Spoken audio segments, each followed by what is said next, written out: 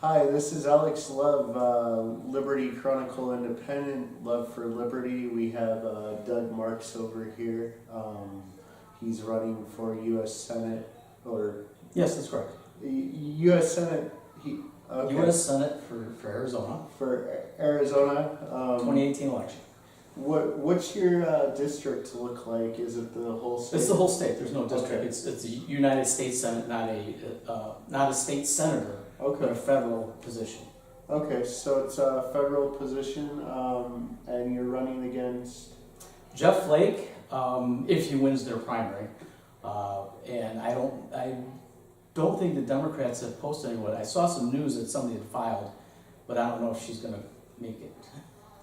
She's getting pressed pretty hard. The election for this position is in November of 2018. 2018. Right.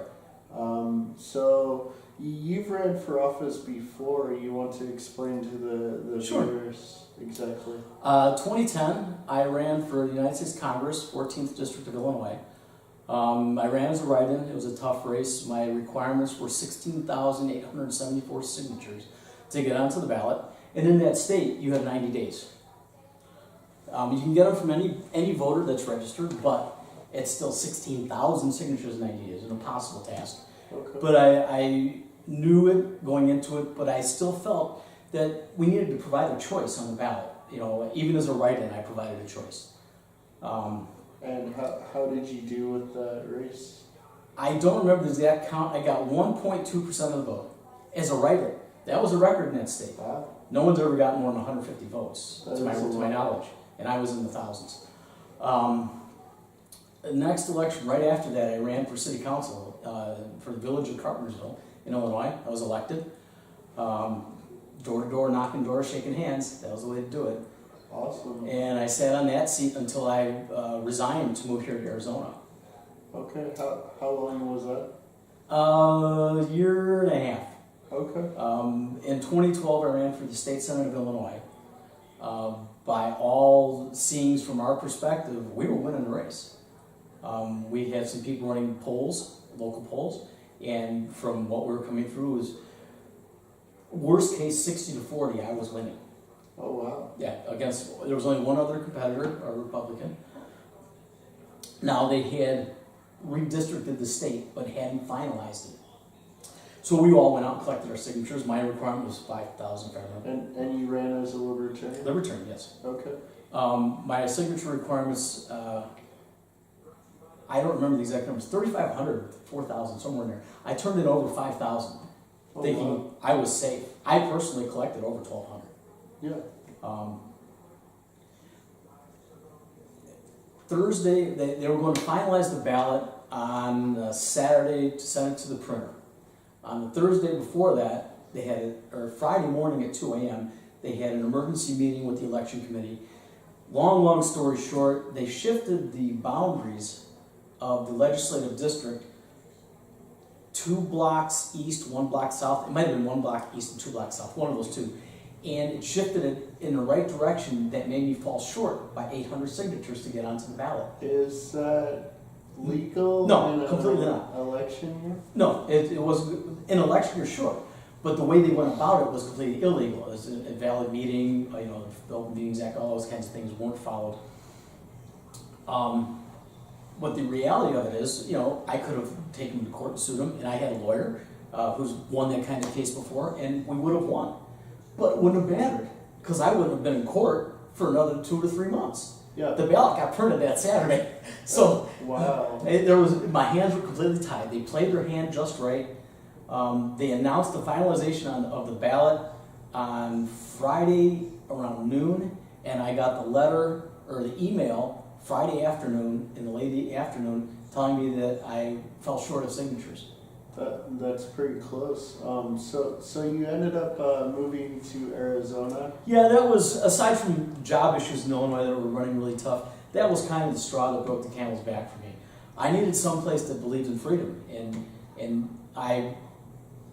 the 90s, I designed and built air pollution monitoring systems used for fossil fuel plants. I've traveled all over the United States. I've been to every fossil fuel plant that was in existence at that time in the whole in the country. I've climbed most of the stacks. Oh, wow. So I have a good feel of this whole country. I've been all over it. Yeah. In the rural areas, not the cities, because they don't have a lot of power plants in cities. And I always fell in love with the Southwest. It always felt like I would come here and be like, yeah, I'm home. And we got to a point in Illinois that I told my wife, I'm like, listen, I'm done here. Like, I know I'm seated in a position on a city council, and we've got other things that tie us to this community, but there's no future here. All I can see is more and more slavery, more, indentured servitude to the man on the hill, so we can keep paying more and more taxes for something we're getting nothing for. And it came to a crisis, and we decided we're moving. It wasn't originally Arizona, it was going to be New Mexico, okay. And I was working with GE to get a job there. And somehow they lost track of me, and my funds were short, my time was limited, and my second stop was Phoenix, and I found a job here really quick, so we packed up, took a trip here, spent 4 days here, found a rental place, went home, called the moving company, and moved. And literally from the time I found a rental here to the time we were living in a rental house in Arizona, it was 3 weeks. Wow. It went fast. Yeah, it was blindingly fast. But I don't look back. I mean, quite honestly, it's one of the best moves I've ever made in my life. So the environment, as far as people goes, I myself recently moved here from Washington. I noticed that the people are a lot more libertarian-esque. They're pretty much like friendly when you talk to them, but at the same time, they seem to be more entrepreneurial, business-minded, and in their private life, pretty much they pretty much do their own thing. Am I correct? That's my take on it. If you drive around the neighborhoods, especially the newer ones, everything's divided by a wall. I mean, that's telling me I want privacy. Yeah. That means I believe that this is my piece of land to carve out my new life, to live the way I want to live, with nobody looking in and nobody caring. And that's the problem we have now, is everybody's looking in and trying to tell you how to live. And it starts at the federal level, straight at the top. I mean, we have this issue I'm working with Marissa on with the Child Protective Services, CPS. Yeah, DCS, which is CPS. Where there's actually a federal program in place that incentivizes the taking of children from homes and giving them the foster care. The state gets $60,000+ a child they put into foster care. If they put them into a family member, they don't get squat. So they have it on their budget. It's a line item as revenue. So they have as revenue marketing kids on the black market, taking them from families that can't fight for themselves. And I want to put an end to this budget item that gives the incentive. Yeah, I would say if you're going to give money to the Child Protective Services, although I don't believe in taxes at all, but if it's there and we got to use it, I want the money going to the state when they give them back to the family. So budget items, and have been just despondent at how we piss away money. And it's not even our money. It's mine. It's yours. It's everyone else's. So this just adds another one to the list of federal intrusion into private lives, which is unconstitutional. They're not supposed to be in our lives, as far as I'm concerned, as far as my understanding. It's got to stop. And if no one is going to stand up and say, we're a country of 50 states. That's a sovereign government entity. That means they run themselves. But that's not how it is anymore. The federal government runs the states. I want to go back to the old plan. I want to go back to where the states run themselves, and the federal government's just there to make sure we got good money, to make sure we don't get attacked by pirates or any other bad people from some other place that's not this continent. So you're very much of a states' rights person. I'm very much a person rights person. Okay. Our country is from the ground up. Okay. The people gave the power to create government. We agreed hundreds of years ago that we needed government because we know that people are not perfect. We can't go into a sharing environment and trust that every person is going to be honest and truthful and not steal or be fraudulent. So we need government because people are flawed. There's disputes where both people honestly think they're right and someone's got to mitigate it. Again, that's a place for government, for adjudicating items. So basically, you want more freedom for people to choose their own lives to the degree that they're not messing with other people. Well, that's exactly true. That's the whole libertarian platform. And basically, with government and how it is today, there's way too many laws that intrude on people's lives, as we've seen. Is that correct? Oh, it's absolutely true. There's not anything you do in society today that doesn't have a federal edict governing over it. The air you breathe, the water you drink, the car you drive, the road you walk or drive on, the house you live on, what colors you paint your building, what trees you can plant, what flowers you can grow, what you can put inside your body. Yeah, it's way too much. For those who believe you live in a free society, it ain't this country. You have contrived freedom. You're only as free as long as you stay inside the box that's handed to you. And believe me, the box is getting smaller every day. And so, beyond DCS and, of course, creating more freedom, probably stopping bad legislation, which it sounds like. Well, quite honestly, I don't think we need more legislation. We need to get rid of legislation. I would love to go to Washington and take the whole alphabet soup government and remove it, defund it. The states, and I've had people tell me you can't do that because everything will fall apart. I'm like, listen, don't be scared. The states have the same structure that the federal government has. They all do. It's by law. Every department that you find in the feds, you find in the states. Because the money goes from that department in the feds to that department in the states. Let's cut out the feds. That's 20% of the money right there. We either get it in lower taxes or it comes to the states and we can do something. You people say you want money for education? Well, if we're not giving the federal government all that money to piss away, we have more money here to fix our lives, fix our families, fix our schools. What about cities and towns instead of even states? Like maybe like having. Wouldn't you say that cities and towns are more able to provide what their residents need more than bigger governments? Well, yes, it should be from the bottom up because locality, and being that I was in a city council, I completely understand that. That's where the rubber meets the road. You know, you really have impact in people's lives on a daily basis, and they learn who you are. I can't tell you how many times at the grocery store I was stopped just to ask about local issues. This noise ordinance thing, blah, blah, blah, blah. We got tired of all these loud radios and boom boxes these kids today are. Get off my lawn. They're out there, and again, it comes down to property rights. Where do you draw the line? Yeah. I believe there's a physical line, and if you buy a tangible piece of property, meaning real property, land, it's yours. And it's yours through perpetuity until you sell it or give it away or you die and somebody takes it from you. But today that doesn't happen. I believe the 17th Amendment of the Constitution took away your ability to own land and only makes you a tenant to the federal government. That's one of the things I'd like to do. I'd like to write a constitutional amendment to repeal the 17th as well as the 16th to get rid of the Fed. And the 17th also has to do with how our senators are elected. This whole system was designed to have House of Representatives represent the people. The senators represent the state. At the Congress, you bring the two together.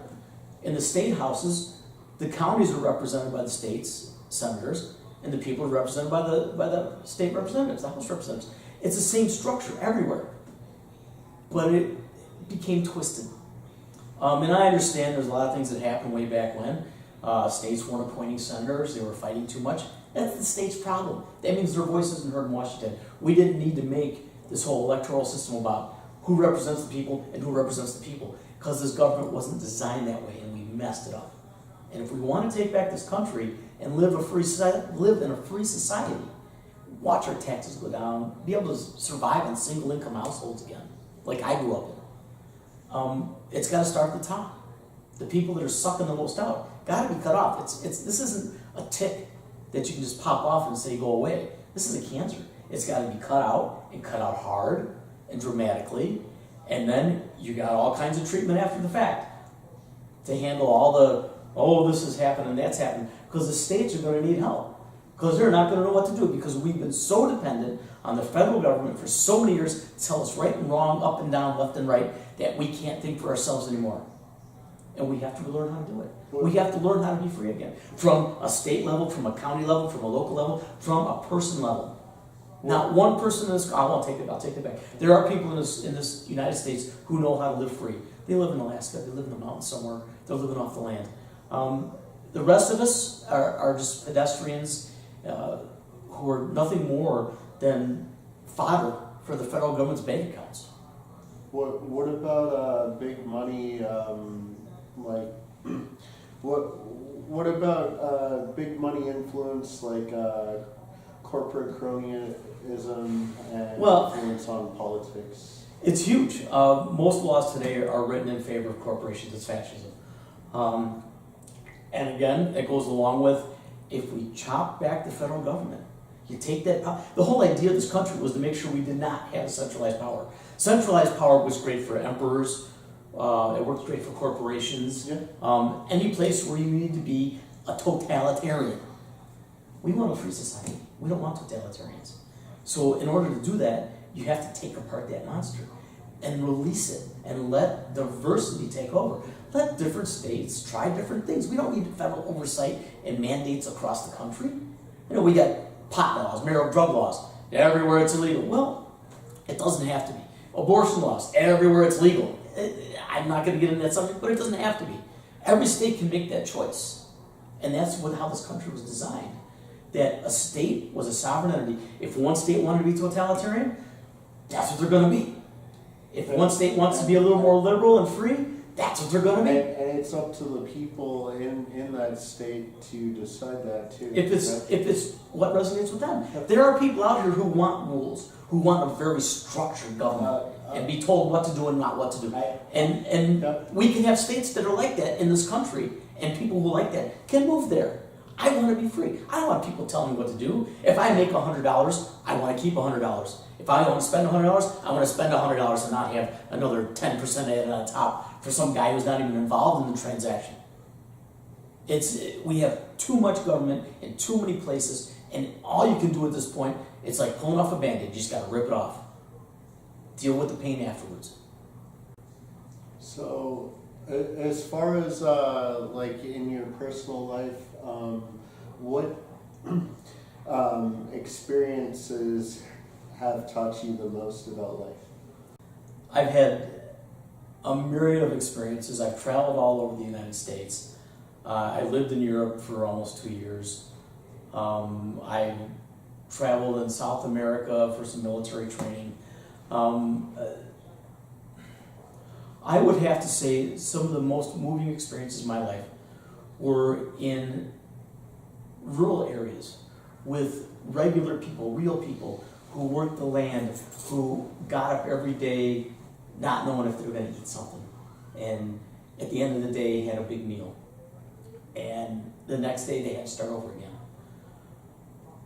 Those are the people to me that and I've met them here in this country. And I have some great memories up in North Dakota when I spent some time up there with a pollution monitoring job.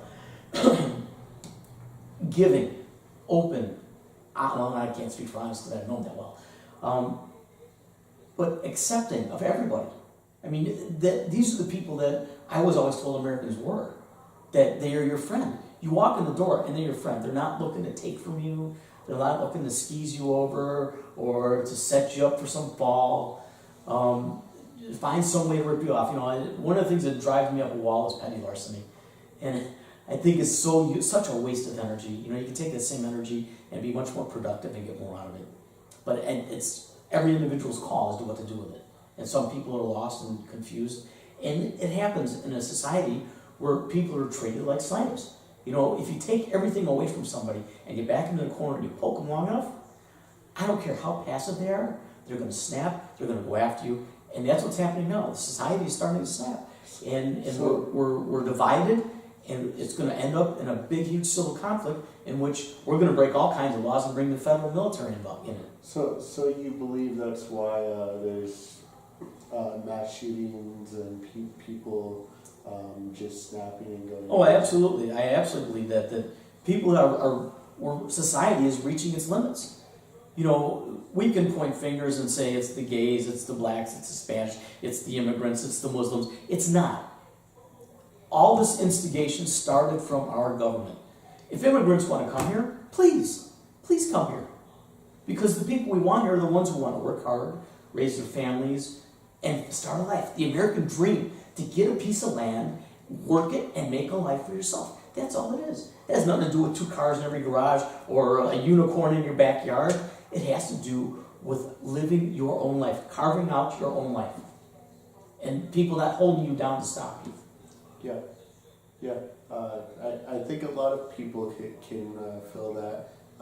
Sadly, I don't really see that as much as it used to be, but there are tons of people, even in my generation, millennials, and even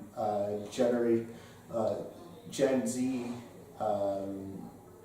kids who are just coming out of high school, and even in their late childhood years, a lot of them are looking at what's going on right now and today, and they want something different. Am I correct? Well, I have a teenage daughter.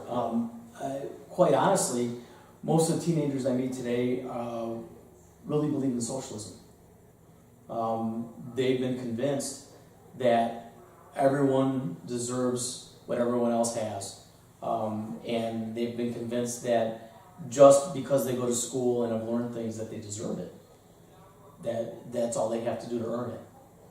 And sad to say, I think a lot of people need a rude awakening to understand that nature makes the rules. Yeah. Okay?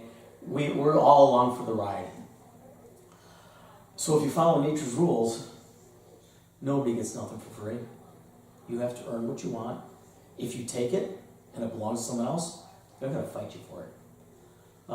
So we need to get back. I mean, quite honestly, as whacked out and as drunk as the founders of this country were, they had the right idea. Yeah. And they spent a lot of time merging together all these different government types into this experiment we call the United States that has no real definition. The closest I've ever heard to it was a constitutional republic, but nowhere is that ever stated, because there is no definition for it. Or I've heard of, recently, a democratic republic. My daughter brought that one to me. That's in their books. Yeah. And I'm like, we're not a democratic society. No. We use democracy for election purposes only.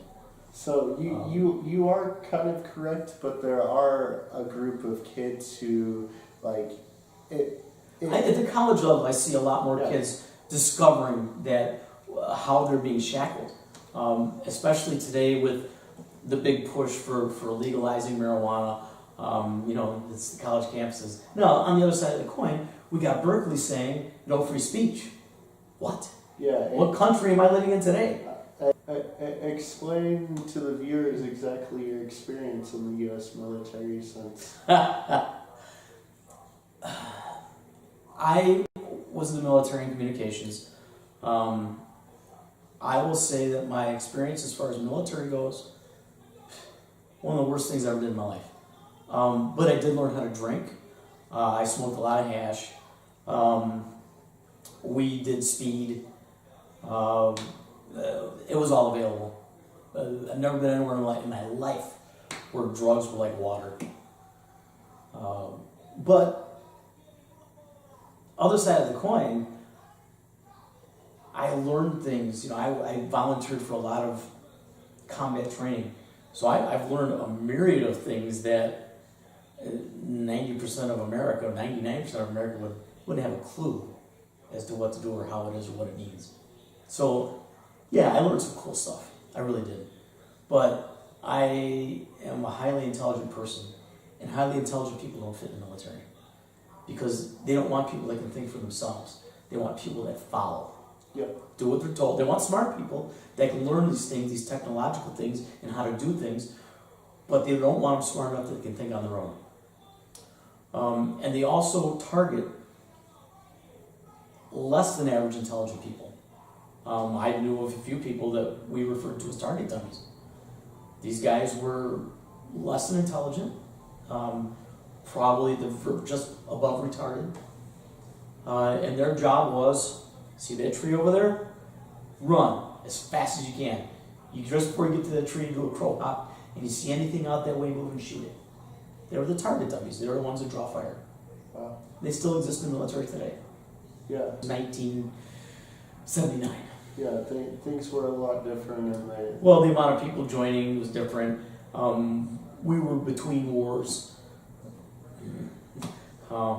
Occupations. Yeah, police actions. Our police kill more people than our soldiers do. Come on, it's police actions. Yeah, exactly. So having people of lackluster intelligence in droves, I don't think in today's military is as much as it was back when I was in. But I can't say, I'm not there, I don't know. It could be just as many at the 101st Airborne today as it was when I was there. Okay. So as far as intelligence goes, you are very much into technology, and going into the 21st century, we need people that are technology-wise, because we have new threats, digital security. Not necessarily everything's a threat, but there's some people that do nefarious things. Not everyone that's a hacker is bad and like Hacker, such an evil word. Yeah. I call them curious individuals. I'm not going to advocate crime. Crime is crime. If you harm somebody and you do damage to them, you're going to be held liable, and you're going to pay your due. But if there's no victim, there's no crime. So what's a hacker? If somebody logs into a system and doesn't do anything, are they, aside from virtually breaking and entering, are they really doing anything? No. So where do you draw the line? As far as technology goes, yeah, there's a few things I'd like to see happen. Our legislators have to spend 6 months in Washington, D.C. And I ask why. The only thing that's in the books that says they have to be in session to vote on laws. Well, if you lined up all your votes, you can take care of your in-session stuff month and a half, 6 weeks maybe, and then the rest of the time you're in your state working with the people that elected you. That will do a number of things. One, if we still need to we have video conferencing, new concept for the 21st century. They don't use it, or rarely use it. They all got to get in a big room and meet somewhere. We don't need all these meeting rooms. We don't need all these buildings. Again, it's the growth of the federal government. We can chop the crap out of it. Cut billions of dollars just out of their operational costs alone. Video conferencing. We don't need to go to buildings anymore. We don't need to have employee spaces for IT people to work. I work IT. I work out of my office back at my house. Okay, I don't have to be in a building. I go to my job where I work with my employer a couple times a month to check in and say hi. But I'm online with them every day. They see my face every day because I have a video camera. We talk, we joke, we laugh. We get together and meet somewhere for lunch. You don't need an office building to run government. You just don't. You don't need big meeting rooms. Only when you do is when you have an enclave of all your people getting together. Any other experiences, like professionally or like any thing that you're really interested in your personal life that you want the viewers to know? Well, I've done a myriad of things in my life. I guess the biggest one I'm not longer doing it anymore. I've been a non-equity actor for nearly 40 years. Non-equity actor? Yes, What? stage actor. Non-equity means I'm not professional, I'm not in a union, I don't get paid. Okay. The community theater, regional theater, I've done a few other bigger shows than that. But yeah, I've been on stage quite a lot. Love it. But since the shoulder blew out, I'm done. You can't express if you can't swing both arms. Yeah. So my days on the stage are finally over. My last show was The Music Man. It was the end of last year. Oh, wow. Wow. That was Charlie Cowell, the anvil salesman, the angry anvil salesman. I was angry too. I can see you being good at that. It was actually very difficult. It's hard to I laugh a lot, and it's very hard to stay screaming and yelling and angry for as amount of time that I had to on stage. Yeah. It was really hard for me. Well, if you don't know you, like I know that side of you, the laughing and Right, and that's 90% of me. I haven't met that side of you, but like if I didn't know you, I think maybe with the beard, I would. Well, I did theater for so long. You learn how to control your expression, and you could change the character of your face to look angry, mean. I mean, I can do the mean face. That's an easy one. It's Charlie Cowell.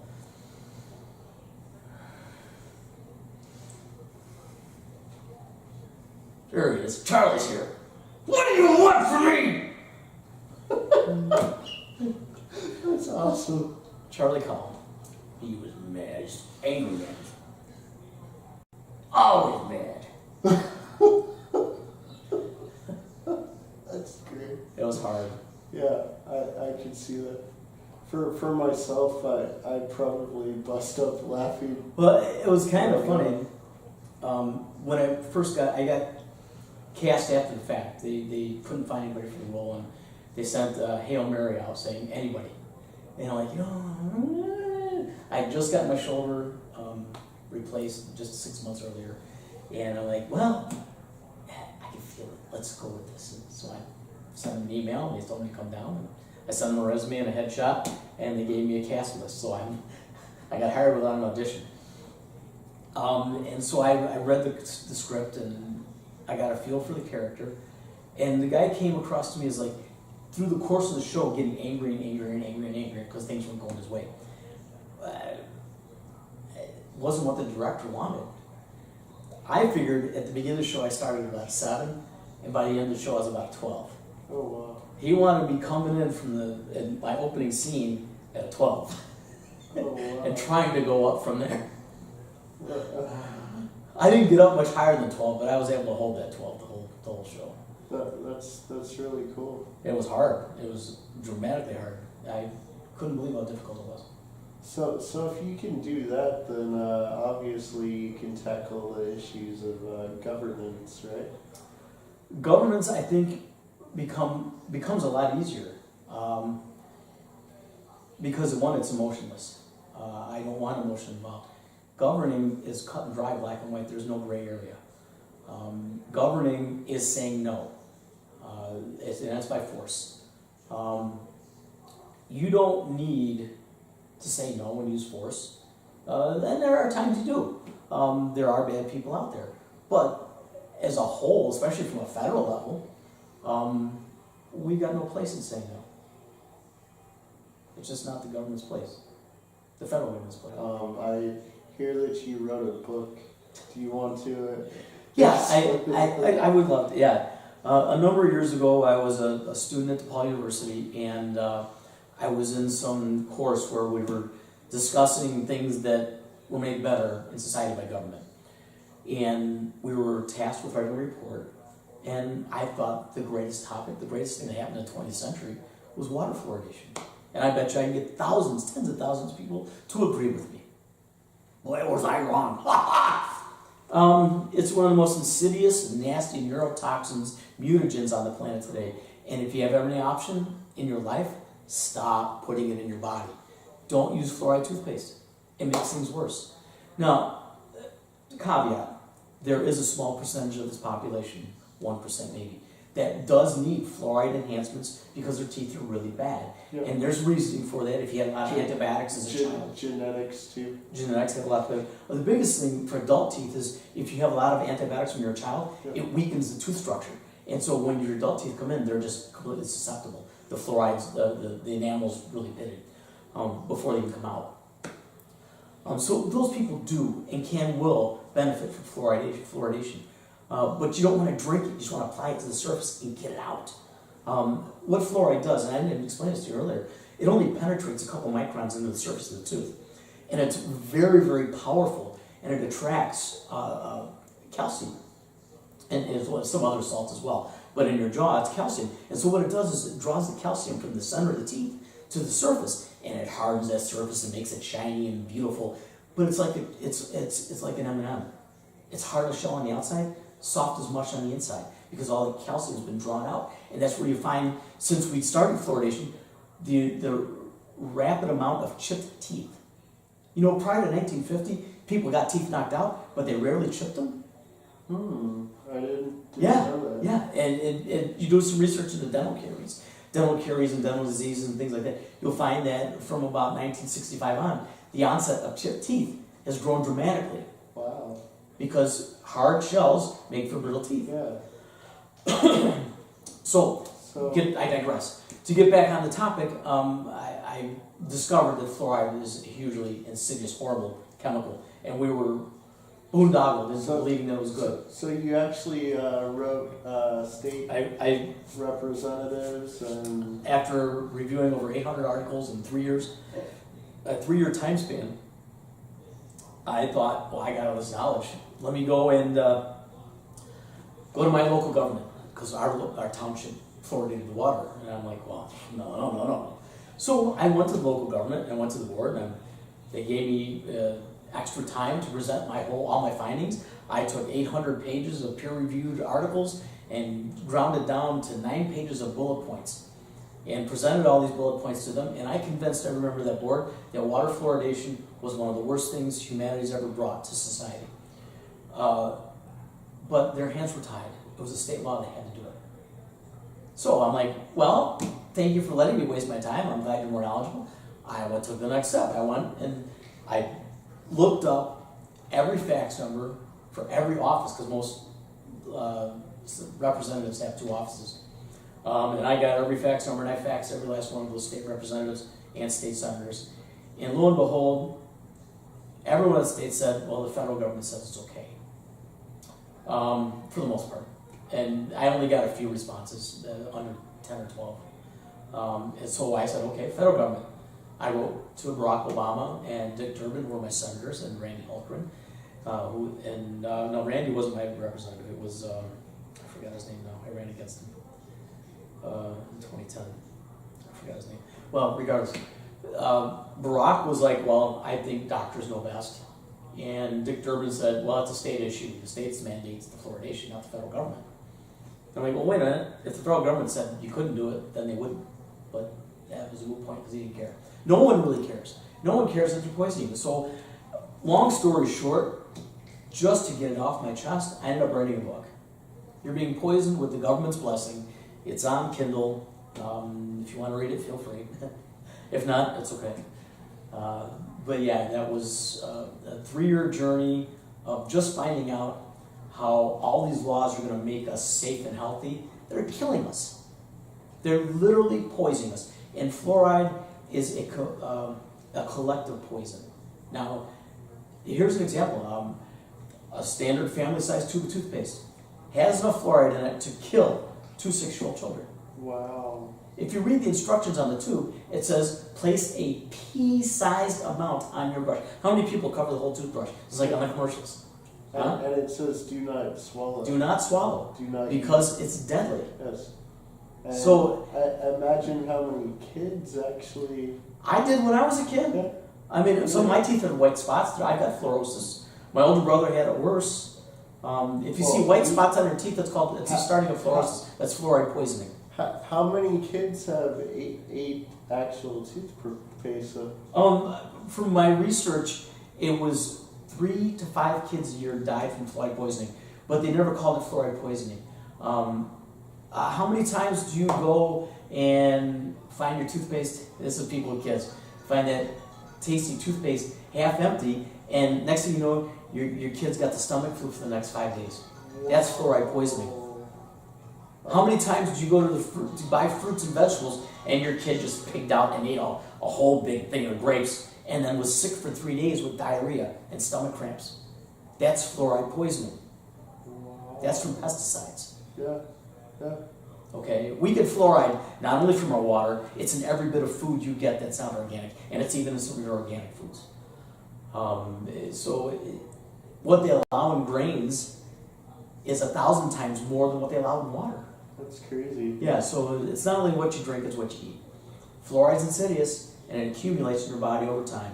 And over time, 30, 40 years, it will kill you. If you get enough of it as a small child, it causes bone cancer in boys, brain cancer in girls, calcification of the thyroid, the pineal gland, the kidneys. It's destructive. It's hugely bad. Wow. I've been fluoride free since I learned about it in 2010. So that's what So do you have a campaign team right now? I have. I'm on my third campaign team. There's a lot of collective fighting within the party, where my liberty is greater than yours. We've gotten to a point where we've followed the government's path, and we've divided ourselves and subdivided ourselves and co-subdivided ourselves into so many different factions that we will never join together in a strong enough unit to take out the R's and the D's who own the system. If you're tired of living the life that you're living and you really want to get back to a free living, you got to let go of your faction bullshit. And sorry about the bullshit, faction bullshit, and realize that we have one goal in mind, and that's to get the onus off our back. And that's really the bottom line.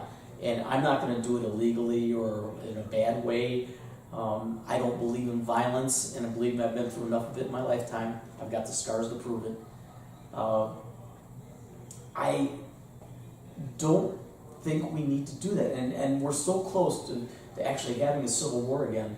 It's very scary to me personally, because I have a grandchild and I have daughters and a son, and I don't want them growing up in a society that's a war. Yeah. I just don't think that we need it. Yeah. We're already ripe for the picking if somebody wants to exercise the will of taking over this country. If somebody's got the big enough cojones to do it, we're ripe for the picking. You know, the only thing the state keeps us going is what's the count? How many hundreds of millions of guns are in this country with the trillion rounds of ammunition? 600 million, I think the number was. Yeah, something. Yeah, crazy something high. just huge, and that's the only thing that stops some third world knucklehead from trying to take over this country. Yeah. Because we're literally ripped apart inside. Yeah. Our country is beside itself. We have no identity anymore. We don't know what it's like to be free or to live free. We're so used to being told how to live, where to live, that your decision's been made, you just choose left or right. And that's your choices. That it's going to end up violence because we don't know of any other way. And I don't want it to be that way. I want to be able to go in and just start chipping away at it. You know, if I can break down a couple of pieces, I know that the energy that will bring more of the same. Yep. Once we get the ball rolling down the hill, it's going to roll. And start getting more like-minded people in office. I completely believe that the majority of this country is like-minded. Yeah. We all want to live a free life, and I get it. There's people who need assistance. If we're going to have assistance programs, public aid, whatever you want to call it, then it's at the state level or county level or local level. It's not at a federal level. The federal government should be doing nothing in these lines. They can't even own anything. You know, it brings up a topic, another dear one about property rights. We've been sold this bill of goods saying that there's two kinds of property, public and private. That's wholly untrue. The two kinds of property is owned and unowned. Either it's owned by somebody or it's not owned by somebody. And if it's not owned by somebody, it may be in a trust where a government's overseeing its care, but they don't own it. They don't own shit. Yeah. Because they don't have any money. They don't produce a product except war. So I think we can definitely move in a direction of a more freer society.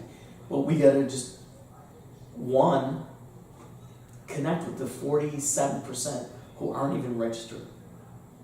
Connect with the 46% who never show up to vote that are registered. And why is this? Because they're disenfranchised with the system. They're disconnected because they don't believe they can make a difference. How do you think that you could maybe connect with some of these people? You know, I've been trying to bust that nut for a long time. And it comes down to belief. If you believe that I can make a difference in your life, then come out and join me. If you believe that no matter what I do, it's not going to change anything, there's nothing I can say that will make a difference. Well, You have a campaign website set Yes, we have one that's in the works.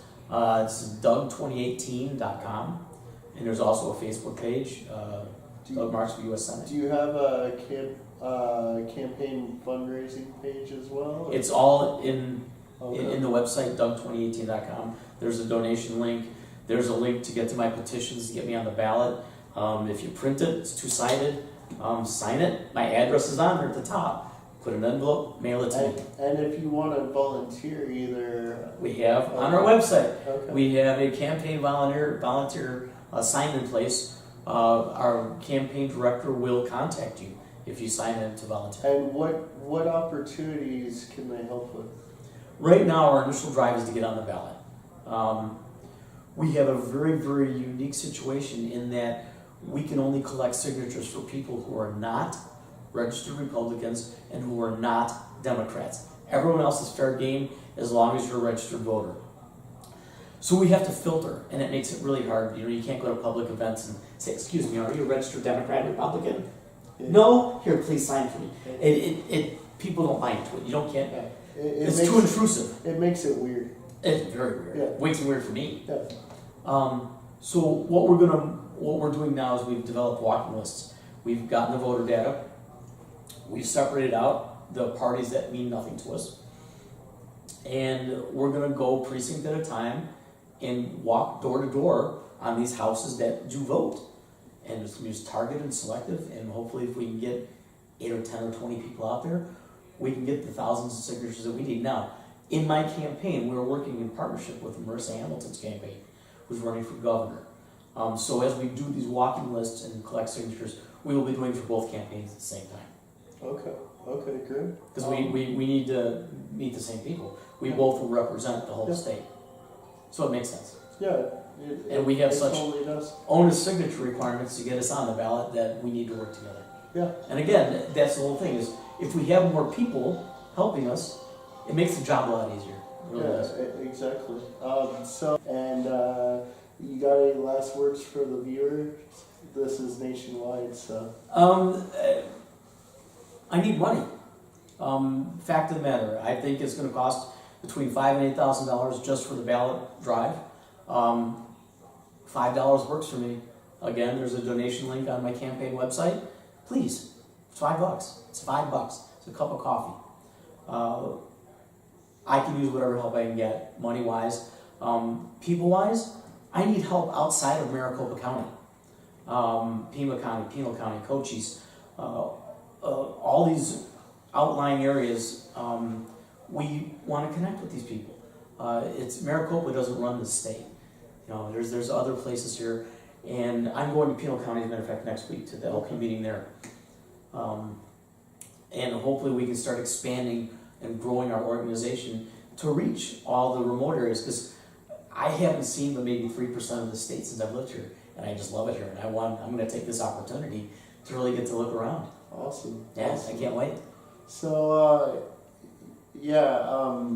basically, if you want to help, I will post links to his resource pages, as well as more information about Doug.